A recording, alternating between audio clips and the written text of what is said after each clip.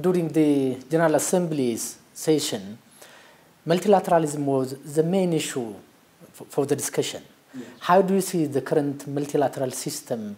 First and foremost, we must recognize, Gazachu, that multilateralism is not an opportunistic choice. It is an unavoidable necessity in order to answer the aspirations and overcome the challenges of humanity that are indivisible. You cannot tackle the major questions of our time without multilateralism. Yet it is true that over the past few years, a certain kind of multilateralism seems to have been dying, or at least the death of multilateralism was announced several times by different commentators and parties. And the truth is that we at the OSCE do not mourn that dying multilateralism. Again, not because we dislike multilateralism. On the contrary, we recognize that it is essential to humanity's future. But we also know that not all multilateralisms are created equal. And unless multilateralism is governed by three principles, it will only replicate the very injustices and the very problems it pretends, or seeks at least, to overcome. And those three principles are equality. Equality amongst parties. We must all have a voice, an equal voice, in our engagements. And Gazachu, both you and your viewers know, and you know because you are from the South. As people of the South, we know, naturally, without anyone ever telling us, that currently, unfortunately, not enough multilateralism has been governed by equality amongst parties. And therefore, we need a transformation of multilateralism with the principle of equality amongst parties, of equity in their relations, and of solidarity rather than charity. Solidarity being always practiced horizontally and charity vertically. And the reason I engage in solidarity is not only because I'm nice. I engage in solidarity because I realize that me letting go of a part of my comfort in your favor is not only nice, but it is necessary because your well-being ultimately will be my own as well. Whereas charity is giving you the leftovers.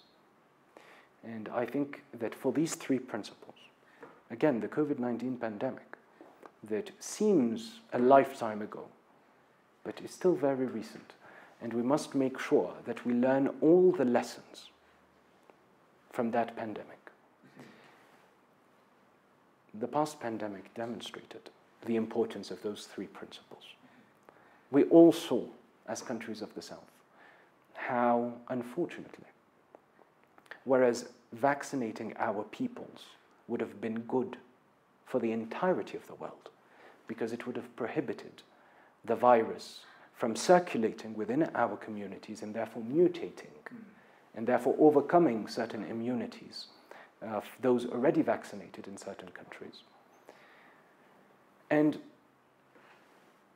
whereas that was known, and at the same time, whereas we did not ask for charity, we were ready to purchase vaccines, but we were unable to do so because some had monopolized vaccines to an extent that they had triple or quadruple the amount of vaccines in reserves than what they needed to vaccinate their entire population twice over. We weren't able to purchase those vaccines because they had monopolized the production. And in this regard, I think it became very clear the need for a new kind of multilateralism.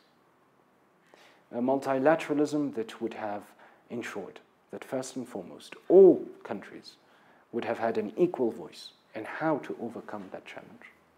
2, equity in their relations. Because rather than decentralized production in a few centers in the north, we should have had, I believe, and I think nobody can disagree with this, a centralized distribution of vaccines on the basis of population, including for vaccine-producing countries. And therefore, that is equity in relations. In solidarity rather than charity, because during the pandemic, we did not want leftovers as countries, as peoples.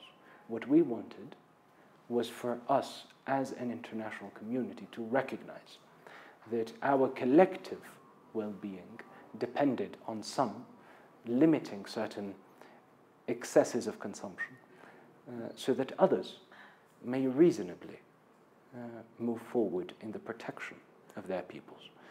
So in terms of multilateralism, I would tell you that I think that it is crucial, it is necessary, but it needs to be fundamentally transformed.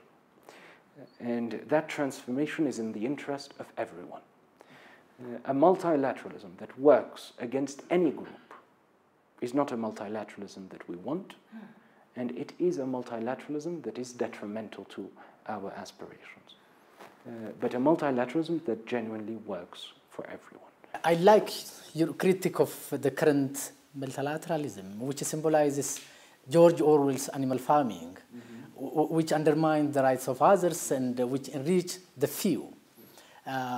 When I proceed to my next question, is there any specific project that OSCE is coming up with that is beneficial to member countries? As the organization of the South, the OSCE recognizes that it is not only undesirable, but also detrimental to seek to prescribe recipes and solutions to sovereign countries. Our view is that national priorities matter. And our role is to advise, to guide, but ultimately to support countries. So when we speak of a third way of development, we don't speak of a third model, but a third way that implies a diversity of models depending on national context. So all of our programs seek to support member states in this regard. Nevertheless, when it comes to multilateralism, I think that the very existence of the OSCE is a contribution towards that different kind of multilateralism. How so, you may ask? First, in the way that the organization works, because we're not only the first intergovernmental organization of the South, we're also the latest intergovernmental organization. And that means that we have a duty to seek to reinvent for the 21st century, for 21st century realities, what it means to be intergovernmental. And by that, it also means reinventing what multilateralism means, because there is no multilateralism without multilateral bodies. And the way the OSCE works is precisely with this idea in mind, to steal or paraphrase rather, and make my own the phrase of another. Our guiding principle in the way we work with the member states and amongst countries is from each member state, according to their ability and to each member state, or to their need. And this is fundamentally what we are speaking about. This is solidarity put in practice. This is equity put in practice, and this is equality put in practice.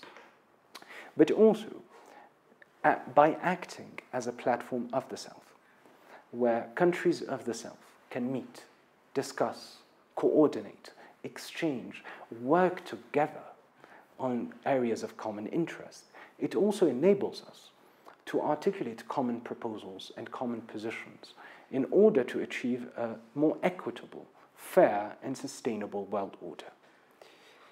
I will dare mention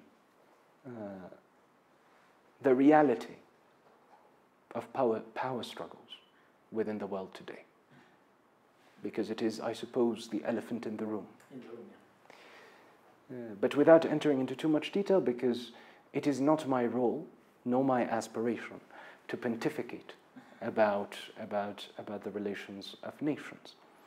My role as Secretary General is to facilitate the betterment of the collective through better bilateral and multilateral relations. But nevertheless, we knew in the past, etc., a bipolar world. Yeah.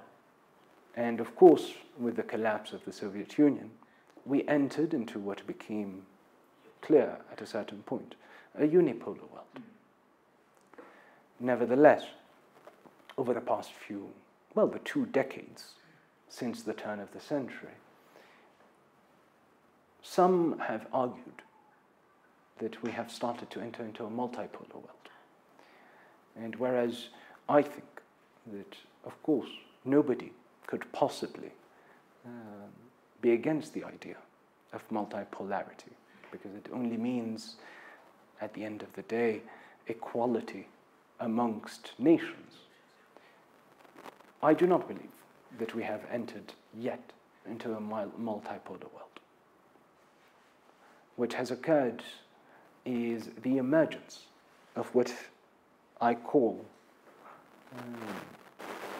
multipolar, or multipartite bipolarity. What does that mean? That means that whereas in the past you had the United States on the one hand and the Soviet Union on the other, whereas you had in the past the United States alone as a superpower in the world, what you're seeing today is the emergence of what I call strategic poles. One being what we call countries of the North, where you have the United States, you have Canada, but you also have the European Union. And that pole does not always, in terms of its parties, hence multipartite, does not always share the same views, does not always agree on the best policies. But when it comes to the strategic vision that they have for the world, they collaborate and unite. And then you have another pole that has started to emerge, which is the BRICS. And it is also multipartite. And they do not always agree on everything. I mean, you look at China and India, both part of the BRICS. China and India have border disputes. Yet, when it comes to the large strategic views of the world, they work in unison, because the strategic visions of the world compete, so to speak, in our countries. And if we do not have a strategic vision of our own, collectively, what will ultimately happen is we will be part of someone else's vision.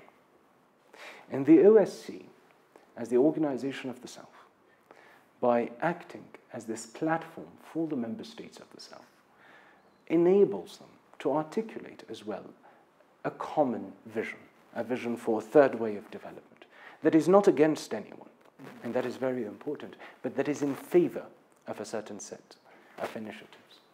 And that implies as well working proactively with our northern partners, working proactively with the BRICS, but also recognizing that in addition to all of this, we must work proactively amongst ourselves.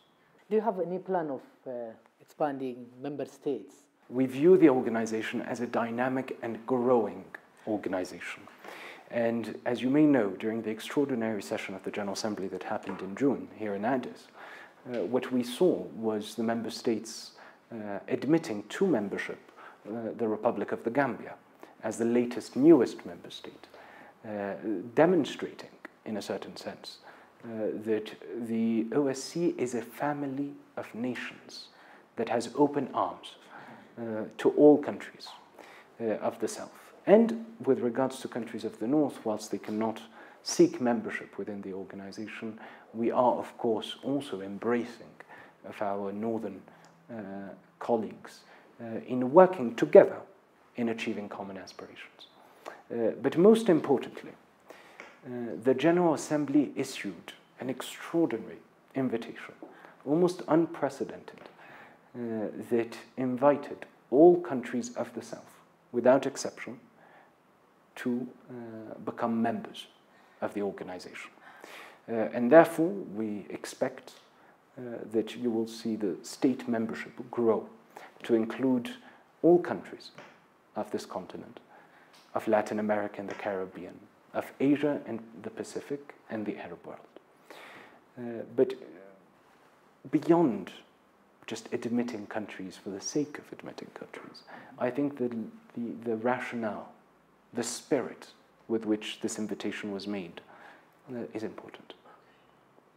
And it recognizes that, again, our countries may be very different, very diverse, but we share some systemic challenges and aspirations.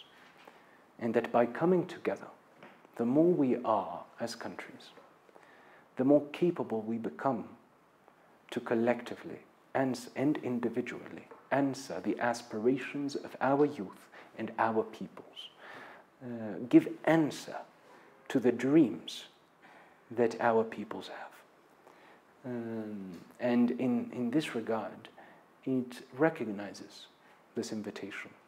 It recognizes that the more countries we are, the more experiences we can share. The more countries we are, the stronger we collectively become. And that is a spirit of solidarity. And fraternity. In the course of our discussion, we have raised again and again about solidarity, about unity, about togetherness for the entirety of the global world. Do you anticipate any challenge? No effort, no endeavor, no initiative that is worth undertaking is worth doing so without challenges. If it is necessary, if it is needed, and if it is desirable, it will imply, needless to say, some steps back, some zigzags. But the main point is that when taken together, when taken as a macro view, we are collectively moving forward towards our ideals. And I avail myself of this opportunity to mention something that I consider to be crucial, which also is perhaps a challenge, but an opportunity. You may have noticed, you mentioned Nkrumah, his generation, not just in Africa, but across the South, but also in the North. When you look at the likes of Charles de Gaulle and others, that generation, when they had a political discourse, there was a dream, there was an ideal, there was something that was greater.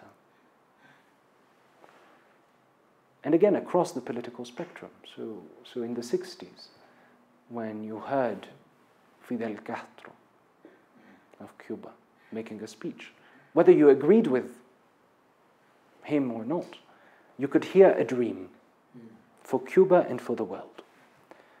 At the same time, in the United States, so the other end of the political spectrum, when you heard Kennedy speak, you might have disagreed with him, but you heard a dream for the United States and for the world. Yet,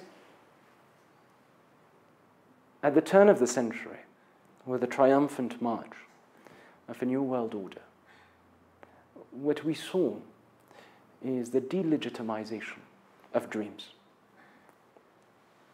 in the international discourse, where we moved from dreams for which we needed policy prescriptions to achieve them, to policy prescriptions to articulate a vision. And of course you might ask, and I know it may sound to some as fluffy, but perhaps at times the world needs some fluffiness. And the truth is, the question may be, well, why dreams? Why are they necessary? Eduardo Galeano, the Uruguayan author, once wrote that ¿para qué sirve la utopía? What does utopia serve? What is the purpose of utopia? Hago dos pasos hacia ella. Ella hace dos pasos para atrás. I take 2 steps towards her, utopia, and she takes 2 steps back. Para eso sirve la utopía, para caminar. This is the purpose of utopia. To walk. It gives you a direction to keep walking. And in this regard, one of the challenges the world faces today is renewing with ideals and with dreams. It is not enough to have policy prescriptions that seek to avoid the worst. We need to, beyond trying to avoid climate catastrophe, beyond all those policy prescriptions that you hear, we need a dream, a collective dream that binds us together, because togetherness, unity that you mentioned, that Nkrumah mentioned before you, these are not possible without a common dream, a shared vision for society. Of course, a vision supported by policy, supported by action, but that is still greater than any given policy. And this is one, I think, of the great challenges of the world, of the South, but the world in its entirety, and the building of a consciousness, an awareness of the South. Today, and I mention Africa because we are currently in Africa, but it is true in the Arab world, it is true in Asia, and it is true in Latin America. The average Ethiopian will feel Ethiopian, and also African. But then they'll feel human. Very few of us still, even though there is that proto-consciousness, that seed that is only waiting to be quenched of its thirst, to grow into a fruit-bearing plant. There is that consciousness, still very primitive, in the sense of primal, because not given an avenue to develop itself, of the self. But nevertheless, very few of us consider ourselves as part of the self. We speak of the self, but we do not feel a sense of belonging. And of course, the nature of belonging and identity is that it is not a finite quantity. I can feel myself being Saudi. I can feel Saudi, and I can feel Arab, and I can feel Southern, and I can feel human. There is no contradiction. The world is a realm of possibilities if we have that determination. Collective dream has unstoppable energy towards its goal. By this, we have to end our discussion. The Secretary General of the Organization of Southern Cooperation, Your Excellency, Mr. Mansour bin Musallam, thank you for your time too. Thank you. Thank you very much. Viewers and listeners, by this we have to end our today's program. Until we meet with another edition of the program, thanks for watching. Bye for now.